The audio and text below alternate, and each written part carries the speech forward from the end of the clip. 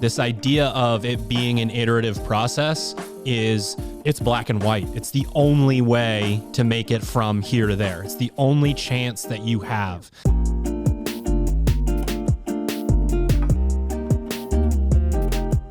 Good morning, Misfits. You are tuning into another episode of the Misfit Podcast. Full Goon Squad in the house. Yo. What's up? We are recording this right before the team and age group quarterfinals. But when you're listening to this, they will have already happened.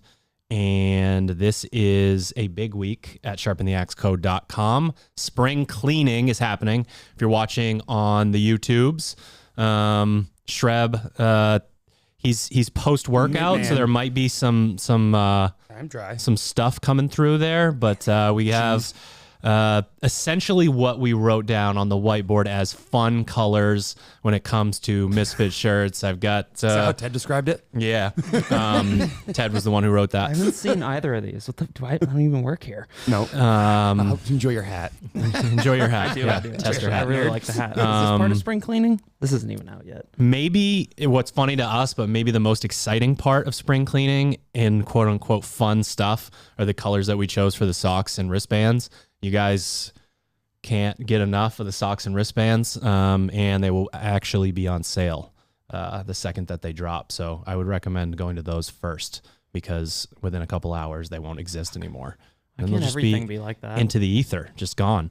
And then everything else, 20, 40, 60, and 80% off store-wide. It's a good fun time of year. What's that? What about your shirt? Yeah, my shirt too. What about it? What do you mean? I feel like that's been long overdue and What the well-awaited fuck? colorway for that shirt. I feel like that's something people have been wanting for a That is while. sweet. It's a great shirt. It is the Suffer Armor shirt. It's what we call it. It's the logo on the front, kind of the minimalist design. And it's in a nice, fresh, clean, white long sleeve, performance Shit. white long sleeve. Keep it white for about 8 seconds. Thank you for selling that shirt. Sharpentheaxecode.com. Sold like 100 right now. Also, another thing, Straight to my bank account. Misfit Summer Camp, June 23rd through the 25th, Misfit HQ, Portland, Maine. I can promise that there won't be a snowstorm on Discord. People were saying that there's a pretty good jinxed chance that there won't be. There will not be a snowstorm June 23rd through the 25th. Can you imagine if there was? Oh my goodness. I remember it happened on Easter once when I was a kid, and I was like outside in a t-shirt and shorts, and I was very confused. Just fucking like snow squall. Can't find your Easter eggs. No, it was also like 40 degrees, which made no sense. Maine. So Misfit Summer Camp, our most community-focused camp that we do all year. You'll be broken up into teams, and you'll have a quote-unquote coach/camp counselor, and we still go over everything in depth, but we sort of explain everything and look through the lens of how community can actually make you a lot fitter, make you a lot more passionate about the sport, whether it's from a coaching standpoint, training partner standpoint, or want to go to the big dance. So misfit.camp to get your tickets June 23rd through the 25th. We are also, as of today, when you're listening to it time, we have started week 2 of the Hatchet off-season program. And the good thing about the off-season blocks is you can jump in at any point.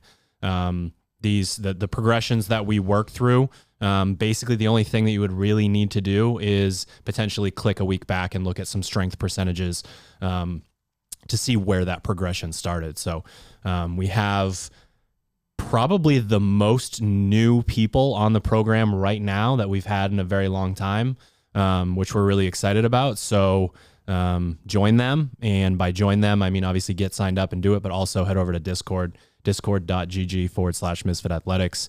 That will be bumping for a while. In there all the time to try to help questions. So if you're someone who's brand new and trying to figure out how to get familiarized with the program, or you want to understand like how we think about things, that is the best place to reach out to us and get a hold of us. Like you always say, slide into DMs, and Instagram, that sort of works as well. But Discord's kind of like that all-in-one platform for you to get questions answered by both Misfits who've been following for a long time, but also us coaches. That's something I think we all peruse multiple times every single day, mostly to see kind of how athletes are doing, but also to check in to make sure questions are answered so you're not like left trying to figure it out for yourself. It's also a live FAQ. So like what's going on in the community, whether it's the program itself or, how do I get access to Fitter, those sort of things. If you're the type of person that doesn't typically reach out, you could go onto Discord and get a lot of information pretty quickly just by scrolling through the messages and all the channels. One of the topics we're going to cover in the podcast today is volume. And this idea of when it's appropriate to do what, how do you choose? It could be based on where you're at, where you want to go, how much time you have within the day. And the sort of baseline level that we begin that conversation at, being a CrossFit gym who sent basically 3 people to the CrossFit Games from beginners, is we start at the affiliate level. And all of those athletes that we're talking about follow our affiliate program. Which is, obviously still us writing it, but is very much appropriate for an affiliate, which makes it much different than misfitathletics.com. So part of your journey in getting from beginner's class to the CrossFit Games is being at that affiliate level so you can have all of those training partners. And if you want us to be the ones to write the program for you, teammisfit.com, we have a new baseline programming phase that starts on April 17th. If you're an affiliate owner, obviously teammisfit.com. And if you are a coach or you're a member at a gym and you want to convince them to make the switch, there's a free sample on the website, correct, Hunter? Yep. You can go to the website, submit your email, you get a free sample. I think the shame about that too is I think that are a lot of competitors now seeing like what the sport is and thinking that they immediately jump into like competitor training. And for a lot of them, they'd be better off serving and building their building blocks at the affiliate level, getting pushed by other people, because there are a lot of athletes that see kind of what the best have to be able to do and assume they can make all those jumps on their own, kind of like a lone wolf. And a lot of times the affiliate environment, both you get coaching from people who have more knowledge about the sport and how to move and how to train more effectively. But also there's that push that you might not get if you're training solo every single day. And maybe you're not super outgoing into the, Discord. You're not willing to throw your scores out there. Like there are so many athletes that, come to us in the affiliate level and we're like, how do I, make that jump to be the competitor? And it's like, well, first we got to get you really well dialed in at the affiliate level, having you understand how workouts are supposed to go, how you're supposed to push, how you should modify things if you need to modify something to make sure that you get the best, workout for your strengths and weaknesses, and let that be like the starting place for a lot of athletes. So like if you are a gym that would like to create that culture, Team Misfits for you, because it is appropriate for, my parents do it over at our gym in Wyndham, all the way down to people who have qualified for quarterfinals and, semifinals, mainly doing our affiliate class plus a couple things that you program kind of on the side for them. So a great place to get started if you're looking to like create that culture of, hey, it'd be really cool if someday we got to see our jersey name out on the floor in Madison or wherever the hell they go next.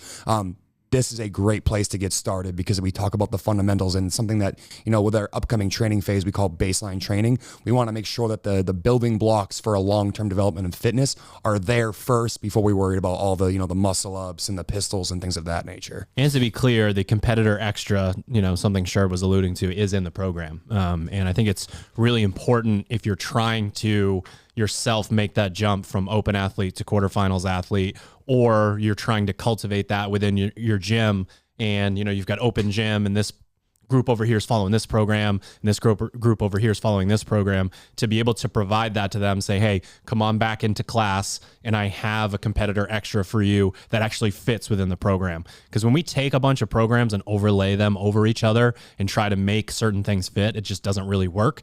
So when we're writing the affiliate program, it's your traditional class, and then that competitor extra can either be something that your athletes do in open gym together, or you can run, sort of that competitor longer class. But all of that stuff is in there together.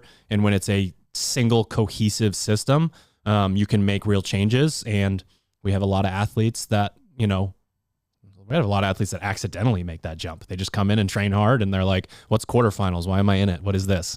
And it's like, there's a lot of people around the country that want to be you right now. So teammisfit.com. So like I said, we're recording this. Quarterfinals is happening here in a couple of days. Sure, the Super Bowl has arrived. It's here. How you feeling? Actually, pretty good. It's funny. I was telling Hunter yesterday, you wrote us a fun workout for Caroline to do basically before she left to go down to Virginia again. I wrote all three of you that fun workout. You wrote Caroline that workout, debatable. Hunter said no muscle ups. I didn't put any muscle ups in it. You know what's funny is I realized I said after, don't do muscle. I said don't after do you said that, I'm like, muscle. oh yeah, I did some bar muscle ups today before, so I just got a little extra practice. But no, it was funny because Caroline came to you and she was like, I want to do something that's like long and sweaty and like kind of accomplishes like moving a barbell, but also like just making sure I get a good workout. Been kind of a stressful day. Jump into something, and it was 24-minute AMRAP with a 1K bike, kind of twice through it, and then some hand clean and jerks and bar muscle ups. But I was saying to Hunter yesterday, it was nice to be able to go through that workout and really feel like the entire season of learning how to pace things kind of came together in one single workout. Yeah. Because, you know, we're doing that workout, and we're all starting probably in the, like, you know, the guys in 300s. Caroline's probably like 10 meters or 10 watts behind us to begin with. We're all going pretty quick, and we all realize like after about 30 seconds that's not the correct pace, and kind of, you know, egos bump back a bit. Yeah. And then it was just basically who was willing to take the least amount of breaks between things, and that was a really good push. Yeah. And like a good, like, what felt like a final touch on a season of training. Be like, all right, I could do this workout, and like historically would not have been able to hang with those two, because I would have been the guy that did 2 rounds in 3 minutes, and then the next 2 rounds in the next 21 minutes. So it was a great workout to have that like be showcased. And, you know, thinking back to when we had that train with weekend, we did a very similar workout with dumbbell hang clean and jerks, chest to bar pull-ups and bike. And it was just nice to be able to like think back to that and see that kind of play out in that workout, and then go really well. Like, to be able to finish with 6 unbroken sets of 9 bar muscle ups is something I've never done before. So like, you got some good proof of concept during individual quarterfinals as well. You tested a couple of things, and you are definitely the kind of athlete where, you know, if we strip it down to burpees and shuttle runs and whatnot, you don't really get to show off as much. You're not CrossFit sized, as we say. So when we get into quarterfinals, I like you being able to go through that and see like, no, I the work that I put in is showing off. It's just I'm not an open guy, quote unquote. Yeah, I mean, I don't like that excuse. I always want to do better, but I do know what you mean there. Like, you give me burpees and shuttle runs and I'm going against him, there's a pretty low probability that I'm going to be able to hang, even if I turned it into an interval. That I like, if I tried walking the shuttle runs, maybe I'm in a different story. Doubt it, but still a lot of burpee pull-ups. But I like the fact that I was able to go and do a couple of those tests, like low pressure, just to feel them out, see how they would feel. And like, you know, they wouldn't be amazing scores by any means, but like things that I wasn't sure I could do, like the wall facing handstand push-up, figuring out the crossover single owners, even though they're not going to be an age group. Oh, thank goodness. And then things like just how the muscle up volume is going to do. What's that workout going to feel like? So it was a good experience to try to do a couple of them, but I'm really excited about the upcoming tests and the fact that like it's basically 2 workouts and 2 workouts, with one of them being a 2-parter. It's hard to read into the floor plans and really have an idea of what they are, except for the rowing and barbell one, where the barbell's 3 feet from the rower. Just screams pain to me. But we'll see what they are. And I'm excited about the weekend. 2K row, 1 rep max snatch. I'm in. Fuck. Want to race? Yeah. Fuck. Hunter will join me if it's a shuttle run, rope climb, wall ball. Yeah, give me a nice, easy shuttle. Actually, no, who's going to come out? It's Cody Mooney's going to come out of the woodwork. He's going to drop in from the ceiling because it's rope climbs and bench press. He's going to sign right up. Did he do the GHD V-up thing? Did he do I'd be surprised if he didn't do it. I haven't heard that he did, but I wouldn't be surprised if he didn't do that. It feels like right up his alley of a workout. Honestly, I think he wrote that and sent it to boss. Yeah, that's like a top 10 in the world score for him if he wanted to. Yeah. He'd be in deep trouble. Can he V-up? Can he do V-ups? Oh, yeah. That's like one of the things he does do. So a lot of. I joked with Caroline, because she's on the team with Alec. I was like, I don't think I've ever been around Alec when he wasn't doing V-ups. And Cody was always right next to him. The doing V-up complex is just nonstop. Yeah. Because Alec has his accessory program, and I think Cody was always like kind of right there. So doing the like 1 leg, 2 legs, just going and going and going, getting that. When we were getting that beach bod ready. In the middle of the pandemic, he'd come to my house a couple times a week to go work out in the garage, and like Always, every single time, every session ended with some like dumbbell bench and V-up. So like that is something he does all the time. Surprise. A couple of episodes ago, I mentioned. I saw that. Did you get surfed it up on Instagram? Someone sent this. A podcast listener sent this mug. That's amazing. Freak into sheets. I think I know who it was, but I don't want to say that and then undermine the person who sent it. So, man, I really wish I had a new pair of Vans slip-ons, size 9.5. Sherb loves Lamborghinis. Big Countach guy. So whoever sent this, thank you. Fuck, that's cool. Put cheese balls and a giant. I was like, you don't really strike me as the type of guy who's gonna like go deliberately purchase that for themselves. But I was like, maybe here's the kind of guy I am. I put stuff into a cart, like multiple times a week, and then laugh and go, "The fuck do I want that for?" I'm also the kind of person who and then just X out, but still gets served like on Instagram. Like dopamine wise, gets the bigger hit and then doesn't care 2 seconds later. So like if I went and bought a new car, 2 or 3 days later, I'd be like, oh fuck, why turned it on? Why the hell did I do this? It got delivered. It's like You're so like, excited being there and like the test drive, and then I'm like, it's literally a metal box that rolls down the road. Like that's I don't. Cool. That's therapy shopping. Yeah, shot whatever it's called. I just put shit in carts, and then I go, come on. That's gonna be your next cup. I put shit in carts. I put shit in carts. Anything else before we jump into the meat and potatoes? I don't think so. I'm just really excited to get started. Like it's been a long time. The anxiety of it, like hanging over me. I know is gonna be like eating at me all the way up until 3, 2, 1, go. Get the first workout done, and then it's just party from there on out. Excited to do it. So no, nothing much to say but to do it. All right, we're going to start with a topic that we've talked about many times, and we'll try to find some new nooks and crannies and nuance, but it's just this idea of volume. And the reason we wanted to talk about it is one of the FAQs on the Hatchet side is more a time-based situation. I honestly think all of us can talk to this a little bit. But the idea of I would love to continue following Misfit Athletics and follow the Hatchet program, love the community, but it's just too much. I can't do this much. And I'm actually working right now on some detailed instructions for that. So you guys will see an article here pretty soon that basically just lays out how we would want you to think about looking at a day of programming on Hatchet.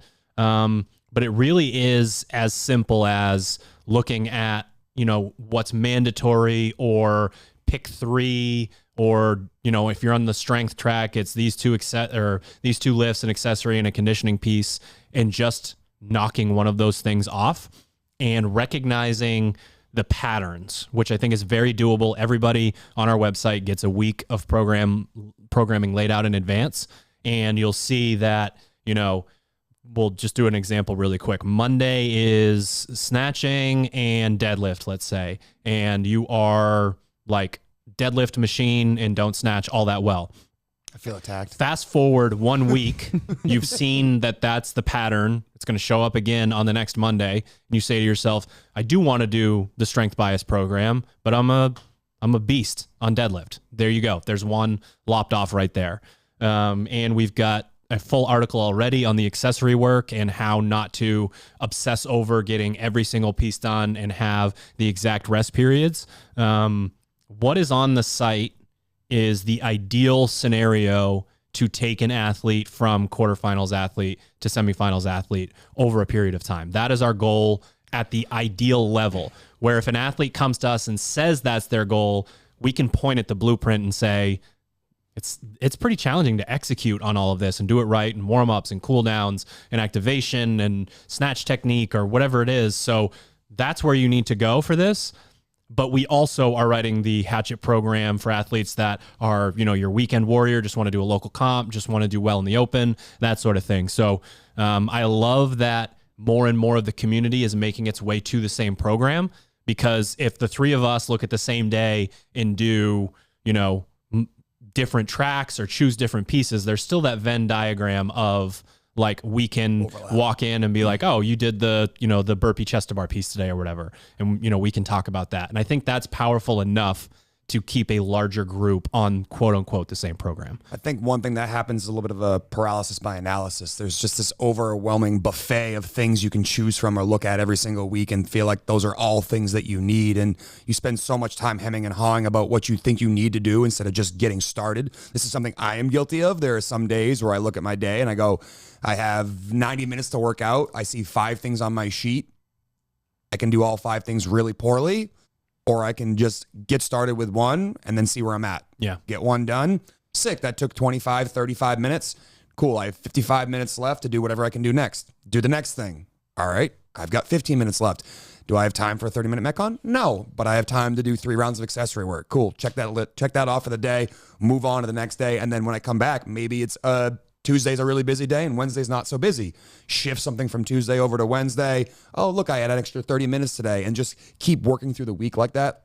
With the week in advance, there's basically no excuse not to be able to lay everything out, look at it every single week. And then something that you try to get me to do digitally, but I do with pen and paper, is I literally have like an appointment book and I like make blocked out time for training. How fucking dare you bring that up on the podcast? I'll throw that thing in the goddamn But I will literally woods. like box out a time in pencil and write like probably training here or definitely training here or, have to do something else in this block. Straight might not. It might not. And if I basically, we say if it's on the teleprompter, it's going to happen. If I schedule that time into that planner, I know that I'm going to make the time to go and do that. And if I stack enough of those days, whether that's in a week, a month, a phase, a year, I can start to, march towards my goals. If I keep worrying about what I'm not doing, or there's so many things I haven't done, that just continues to create more anxiety and it gets less done, which then, further like snowballs the problem into a bigger issue, which instead of just doing something and be like, all right, cool, I got something done today.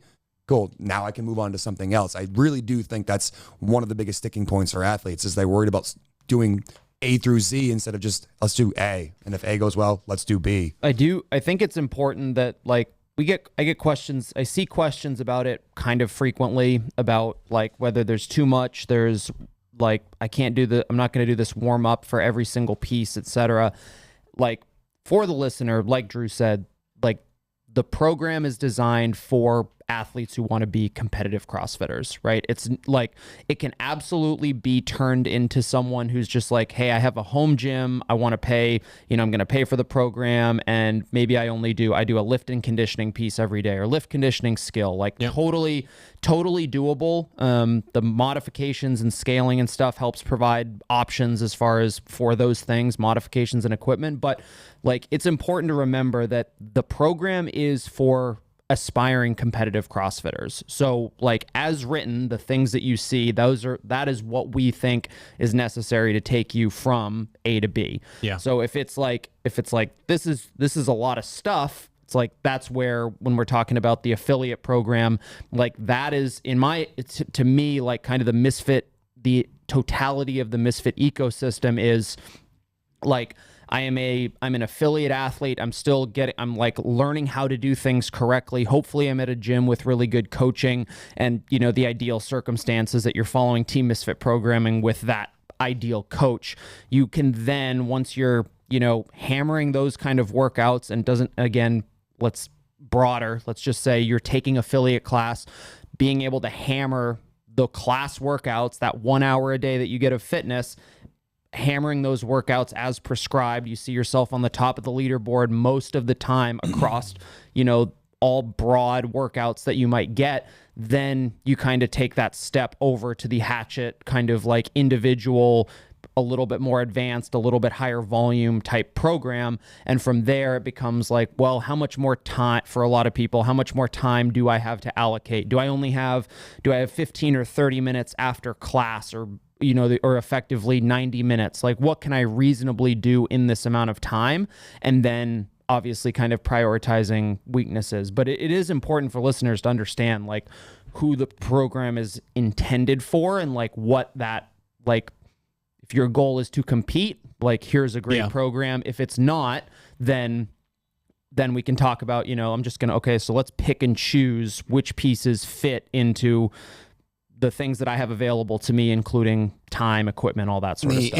Incremental growth factor is something that I think is really important there. You've basically described how we'd want to see an athlete go from like getting interested in CrossFit to becoming a competitor. And like, that's a timeline that's different for everybody. Yeah. But I really think it's important that like athletes and people that listen to this podcast pay attention to the fact that like you described a blueprint that takes you from brand new CrossFitter to competitor. That timeline needs to be done at a pace that's reasonable and realistic for your schedule. And some athletes, they're going to be able to go right up to like, you know, hatchet speed in 6 months. Other athletes, depending on what their background is, might take a year and a half, 2 years to get there. Yeah. But the important part here is you're paying attention to something we always talk about, which is intensity and understanding how much skill is involved in the movements and basically going at the speed that's appropriate for you based on how quickly you're picking things up and how much time you have available and your goals for, you know, long term. It's also fairly easy on my end to identify an athlete who is like, say they're following a competitive program or our program or Hatchet, but I can tell that this athlete has never experienced actual like good affiliate level coaching. It's like clearly like the basic, like the fundamentals of squat, press, pull, whatever it is, or we're just not quite ingrained deeply enough to be like to resonate. And it's like, so it's somebody who maybe they got excited. They were just like, wow, I want to be they decided really quick that they want to be a competitor. And then therefore, because you want to be a competitor, like, I'm going to do a competitor program. And it's like that logic sort of makes sense, but it's like, I want to be in the NFL. Okay, I'm going to go try out for the NFL. It's like, wrong, motherfucker, you're dead. Like, here so comes James Harrison. You want to establishing that goal, but then kind of taking a step back. It's like, what are the steps necessary to get there? And in a lot of instances, people will jump on like a competitive program, whatever program it is, and then when they either don't see the results that they want or they're not totally sure how to kind of implement the program, that's when that progress stops. When it's like, well, we actually just needed to go a little bit slower on the front end so that we could, you know, kind of climb the mountain a little bit more efficiently. I just picturing Hunter getting truck sticked by James Harrison right now. I'm sorry, that's where my mind went. Hold on, we gotta get a Kickstarter going. How much did that cost? How much you need? Came back from Colorado for like the first time and had one of those terrible nights in like the old port where you see like high school people. It's like, are you playing football out there? One of those terrible nights where I saw people I used to go to school with. I like seeing certain people. And they're like, "Oh, are you playing football?" And I'm like, this is obviously, I'll date myself a little bit. I was like, you know who Joey Porter is? Plays linebacker for the Steelers. And like, yeah. I'm like, can you imagine him tackling me? And they're like, oh God, no. I'm like, yeah, he went to Colorado State. I don't know. Joey Porter. Right? You got this, bro. He won't kill you. Fucking rip your head off and shit down your neck. Hunter, hit me with the planning and plan quote. Planning is everything. The plan is nothing. Something to that effect. Oh yeah, the plan is nothing. Planning is everything. Yeah, and that's originally a military thing. I can't remember who it was. It's like a World War II-ish, an Eisenhower or something like that.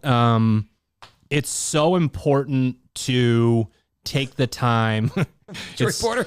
It's so important. It's like my ribs hurt right now thinking about it. I'm just thinking about now the 2003 Madden, the first year they hit stick. You got Ray Lewis coming down the middle, smash you. It'd be like that one where Ocho Cinco tries to hit Ray Lewis because he's not looking, and he like throws him like a mile, and he's like, "I hit Ray by accident. I hit Ray by accident."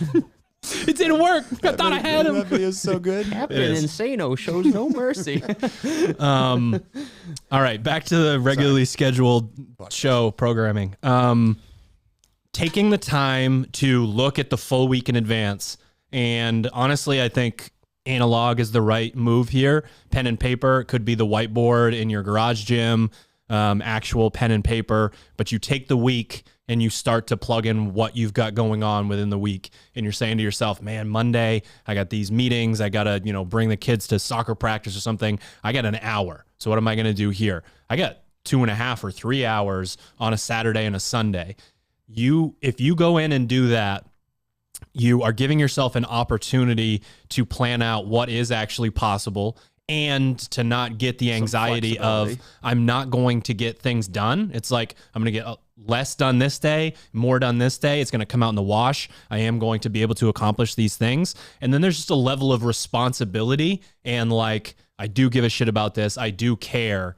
Like that's what that whole quote means with going in and planning, taking the time to think about second and third order effects and thinking about like, okay, over the course of the week, yeah, I'm going to miss one lift on Monday, but I might even be able to make it up on this day, or I'm getting 2 on this day. Taking the time to plan that stuff out. And again, full week in advance on the website. There's no excuse not to take the time to do that if this is something that's super important to you. Something that's I think really underrated about that sort of like that type of plan where it's like, here's everything that I have that I could potentially do. I think especially for the athlete that we're kind of talking to whose life takes priority over training is the whole, like the concept of like the 3 on 1 off, 2 on 1 off is again, probably ideal as far as like recovery to training, but that's also not always feasible. But that doesn't mean that you say you have to go 4 or 5 days in a row. It doesn't mean that that should be or needs to be 4 or 5 days in a row of just pounding your head into the sand. Like there are a lot of ways where it's like, okay, I have to train today. I'm on my fourth day of training in a row, but I'm kind of beat up. I just know that I'm not going to be able to get anything in maybe for the next 2 days. So I need to do something today. It's like, we can take a look at bitch work where it's like low impact cardio that you can still haze yourself pretty good on. Like it's pretty easy to find, a piece or a conditioning piece or a skill session that allows you to actually kind of check off a training piece without actually beating yourself up too badly. And in some instances, even contributing to recovery if you're choosing the right pieces. But I think people can really get pigeonholed into the idea of like, I have to take this rest day on this day. If it doesn't fit into your schedule, if it's going to cause you more stress than it's not, then you have to ask yourself like, which kind of the lesser of two evils, so to speak. But there are a lot of ways to train. And we've talked about this. Like I generally try to do something almost every day, but that doesn't mean that like one of those days might be just accessory work and like fucking around with the jump rope and crossovers and the sauna, and that is the totality of my training day, and that's like that still contributes to fitness. That's still like I'm practicing a skill. I'm practicing something that requires more thought than physical exertion, and I can still make progress in that sense. So not trying to tell people like, hey, just go 7 days a week, knowing that you can recover with some pieces. But the point is you don't necessarily need to get yourself pigeonholed just because the blog says it's a rest day or Fitter says it's a rest day. Doesn't mean that you can't move things around in such a way that allows you to accomplish the training that you want without contributing excessively to, adrenal fatigue or whatever. And the good thing here is there is this wide spectrum of like, I'm the same way. I operate best at exercising 7 days a week. And you might be like, well, what the hell? I'll basically flip to the other side of the coin. My nervous system has never been able to handle more than 3 or 4 days a week of like very high intensity. It just doesn't respond. Now there's the good side to that is I do respond quickly to training, but at the same time, if I'm trying to keep up with the Joneses and I'm trying to make my plan based on somebody else, by the time Thursday, Friday, Saturday rolls around, I'm fucked. Like it just doesn't work for me. So figuring this stuff out, I think, is so important. And again, just taking the time to do that, you'll also start to get a bit of the Beautiful Mind, Zach Galifianakis vibe when you write all of this stuff down. You'll start to see the patterns again, and you'll start to notice, I do have time to do these things.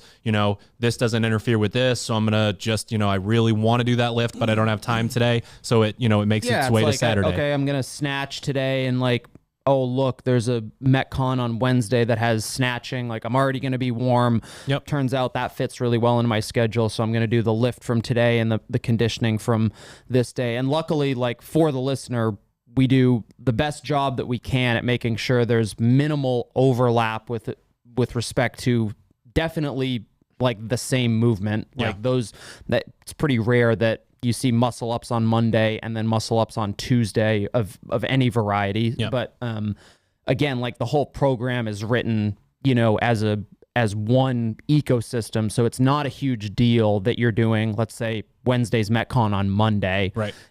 Because like we're tracking all of the variables that happen, as long as you're not always picking the long cardio Metcon, you know, as long as you're not deliberately kind of picking and choosing based on what you want to do rather than keeping the variance.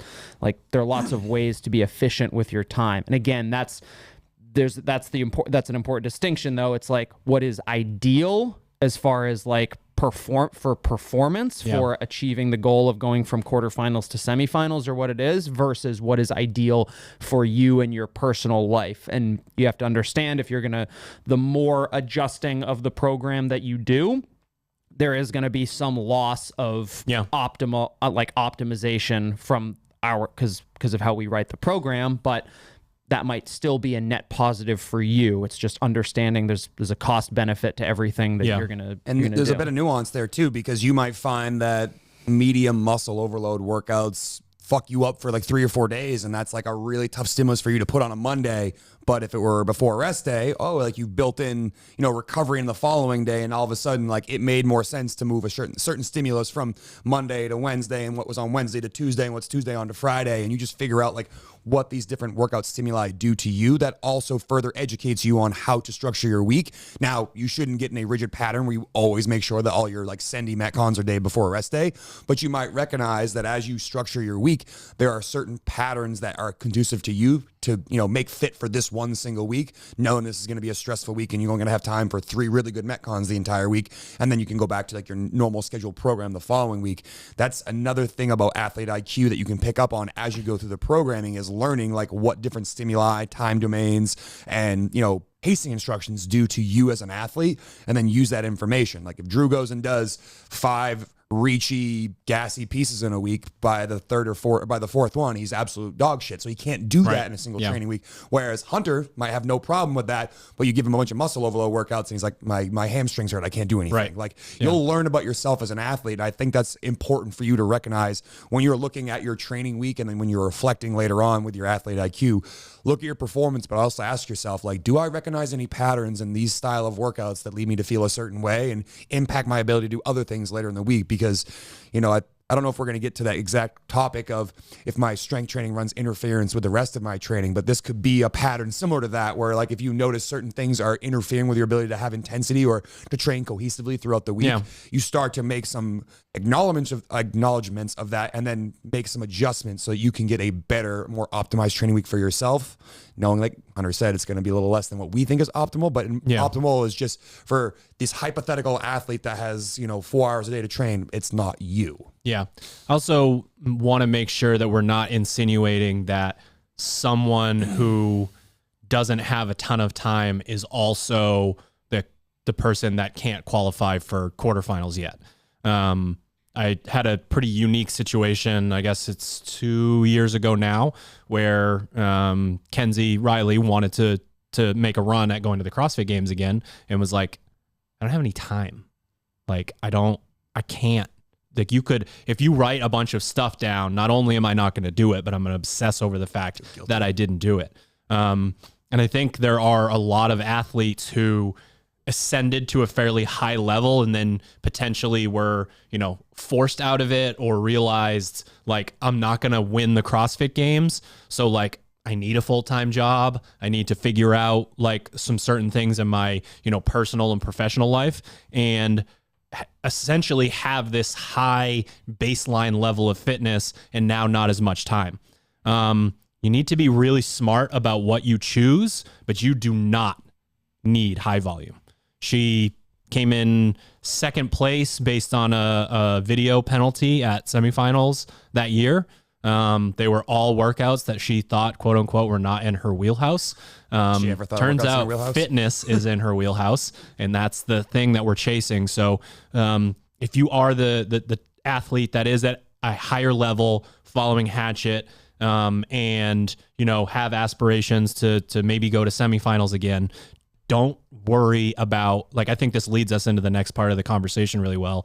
Don't worry about the total volume that you're doing. Worry about what you actually can accomplish, and go in and like wreak havoc on those things specifically. It doesn't matter anyway. Like if you're like, I want to go to semifinals, but I don't have time, versus I want to go to semifinals and I have time, the answer is the same thing. Yep. It's that you need to start by, like, if we take the kind of the CrossFit charter of mechanics, consistency, intensity, if we were to extend that one further, volume is like the last thing that we add, right? Yeah. It's like, let's learn to do things well. Let's learn to do things well a lot of times.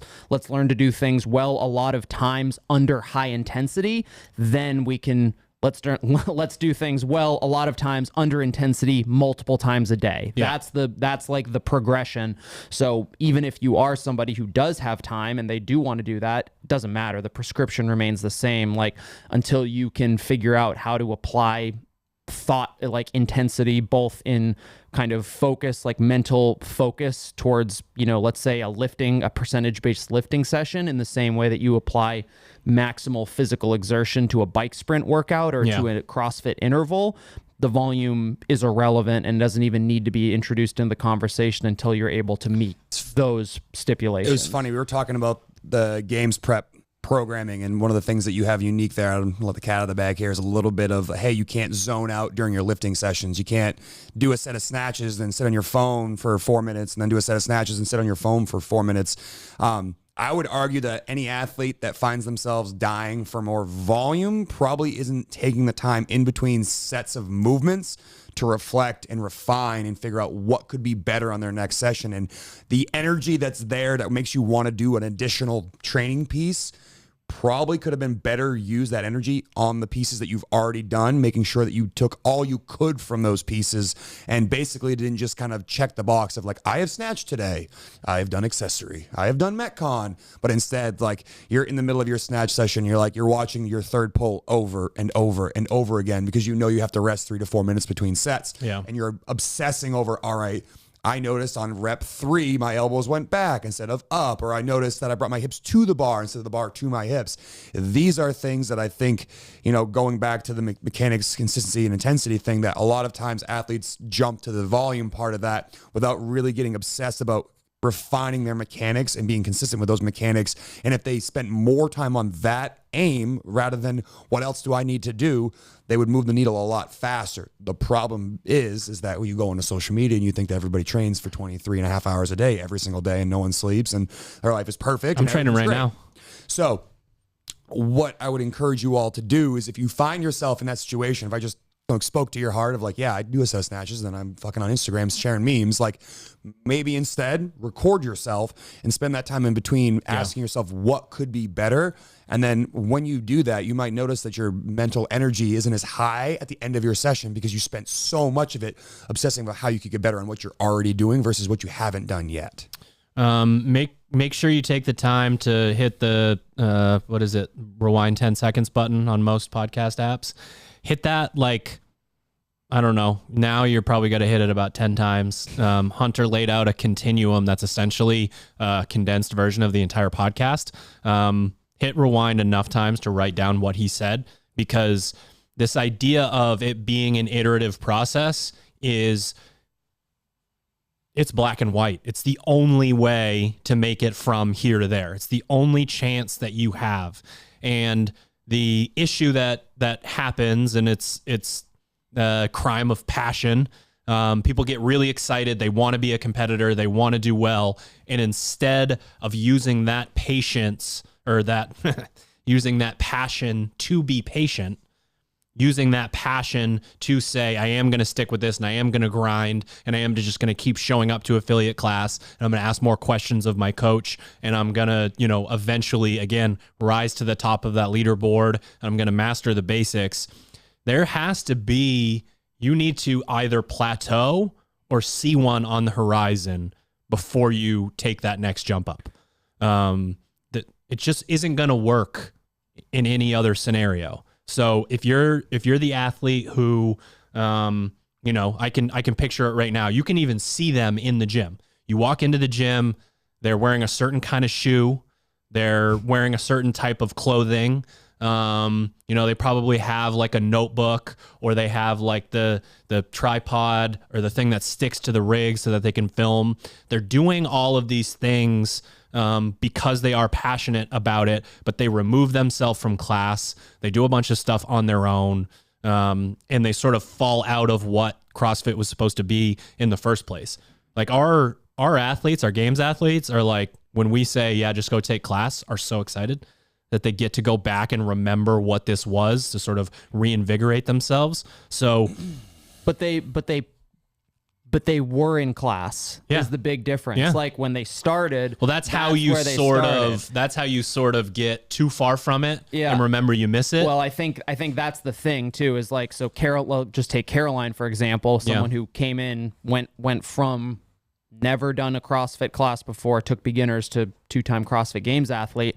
Is she spent a lot of that time. She took class. She spent a lot of time taking affiliate class before she ever jumped into at the time, the team, the CrossFit MF team competition. And then she spent time doing that before she took all of the necessary steps to kind of get where she was. It wasn't like, I came into a gym, I really enjoyed it, I saw the CrossFit Games on YouTube or on semifinals on YouTube, and I immediately want to make that jump. So I'm going to go start doing what I think, or what supposedly, what Instagram, what the internet is telling me to do, that is necessary to make it to this level. And that makes it makes a certain amount of sense. But I would say the most common thing I see, and this is when I say this, I see it's like a lot of times it's either at camp or going to other affiliates where you see athletes in the corner doing their own competitive whatever it is. Yeah. It's just like,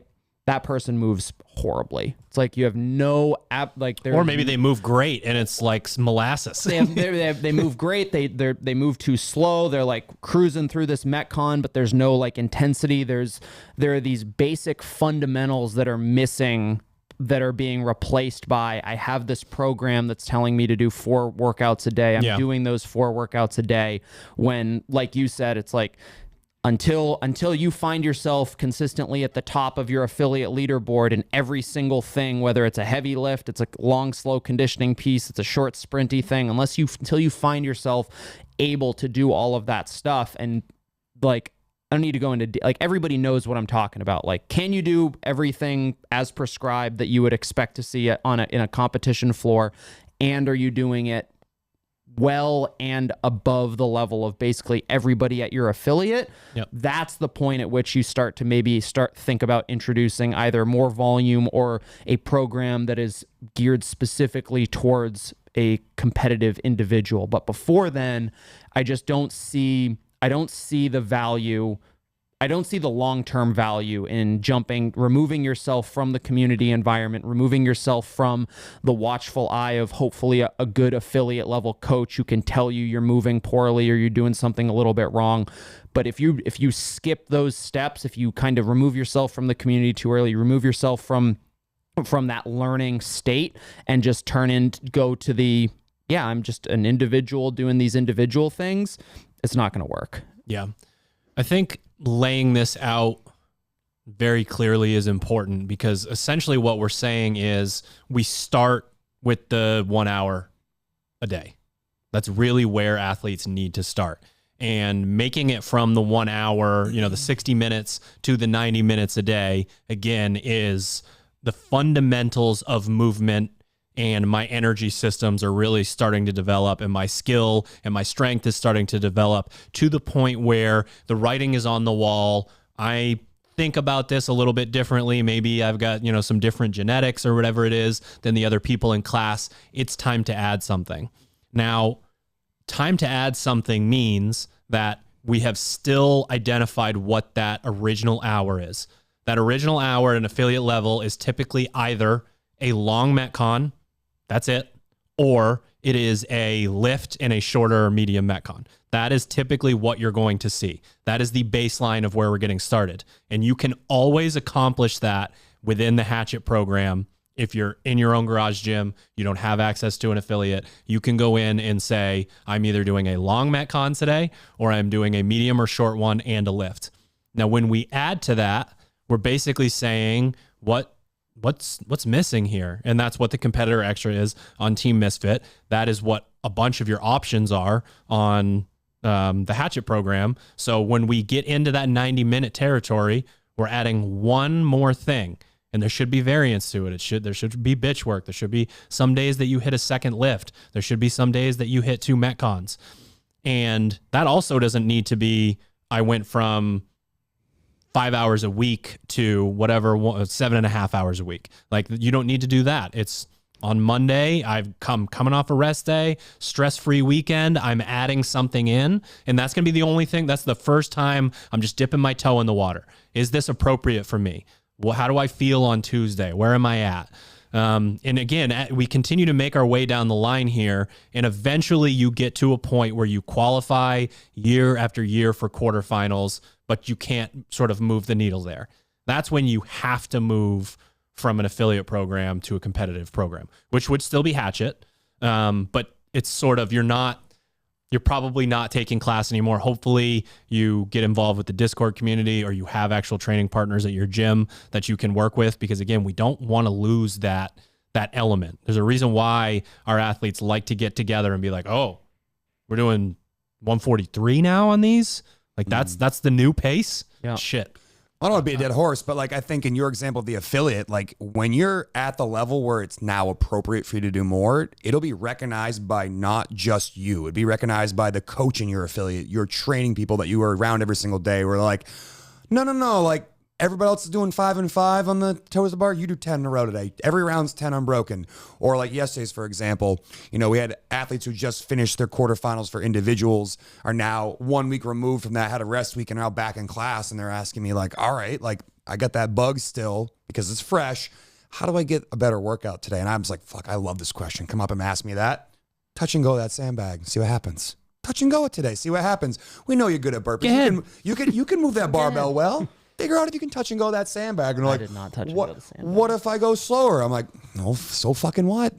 You'll learn today whether or not you can do it. And again, a huge I go part slow all of the that, time. It's fine. huge part of that's you recognizing like you're trying to do something you haven't done before. And when it's recognizable to the coach and to the athletes around you that you could do a bit more, like now we're talking about, all right, now do I need to add a second piece consistently, or do I need to start maybe looking for that competitor extra and making sure that's part of my journey? But I do think if you're an athlete questioning whether or not it's appropriate for you to make that leap, you're going to hear it from other people. You're not going to it's important that you believe it yourself, but you're going to hear it from other people around you, whether that's your coaches or your training partners. You should, you can ask too, right? Of course you can ask a coach. Yeah. Like, I think that's a pretty, athletes will, I think at the affiliate level, come in, they'll end up doing something, and then they'll unbeknownst to anybody else make the switch over to like, I'm going to do a competitive CrossFit program now, where if you had just asked a coach like, hey, what do you think I need to do in order to take that next step?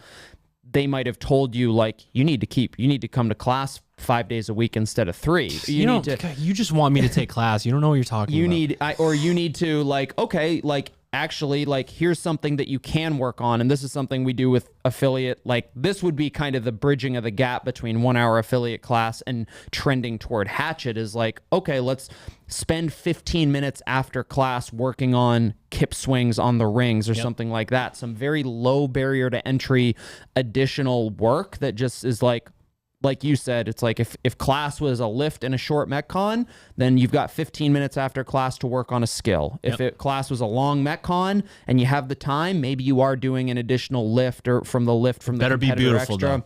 But it better be beautiful. Exactly. Like you could hopefully ask your coach what they think you need to work on in order to shore up weaknesses. And maybe they'll tell you just need to go harder in affiliate class. That's a pretty common one too. It's like, why, like, workout was too easy, or that wasn't like, what else can I do? It's like, if you're asking me that question after that 20-minute AMRAP, you didn't go hard enough. Yeah, there's a massive element of personal responsibility here. So I think just trying to remember that. We also, important to bring up context-wise further on down the line, we had multiple athletes this year. I don't want to say that they qualified for semifinals by accident, but I'm not sure that they were fully, believing that was possible for them.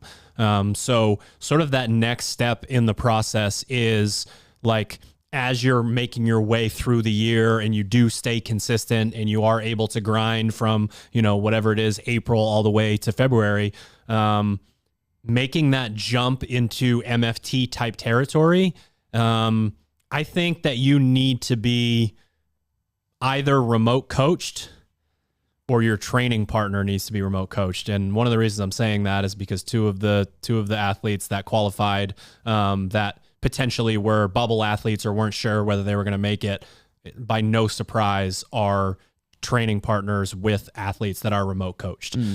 Getting to once you are at the semifinals qualifying level, and again, you're making that shift towards the MFT program, and that is teens, masters, individuals, teams, all the way down the line.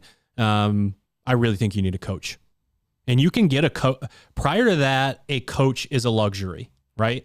Like prior to that, and I shouldn't even say this, great businessman, if you're scraping pennies together and, missing rent or something, and you're at the barely making it to quarterfinals level and you sign up for remote coaching, good for you.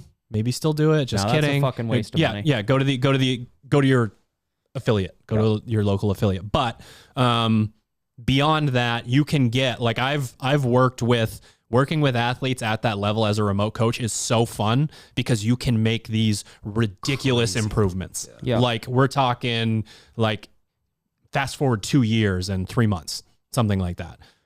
So if it is financially feasible for you at that moment, that's great. We're in, we're going to help you. We have a great track record of taking athletes from just getting started all the way up to the CrossFit Games. But as we move into semifinals territory, I really feel like it's damn near close to mandatory.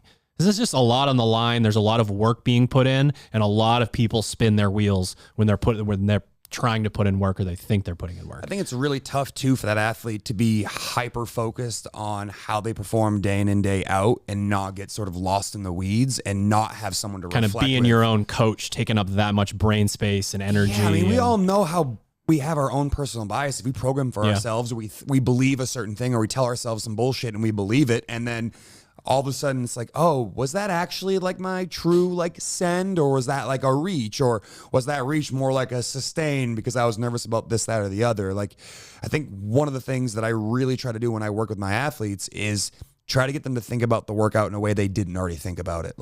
Hey, did you realize that the machine distance doesn't really matter all that much? It's how you transition a cycle from start to finish. Or why not touch and go? Why not? Tell me why. Oh, you might blow up and not be able to do the third round? So it's Wednesday. Who cares? That type of stuff, I think challenging the status quo is a really big part of coaching. And then just the mental weight of the fact that training is not all sunshines and rainbows every single day. Some days it's really shitty and you're going to have one of those days where you need someone to pick you up, or you're riding super high and it's hey, guess what? It's August. That's the perfect segue into the next episode that we are going to do on this topic. Final thoughts. Volume. That's the next episode. Final thoughts. Yes. I like that episode. Yep.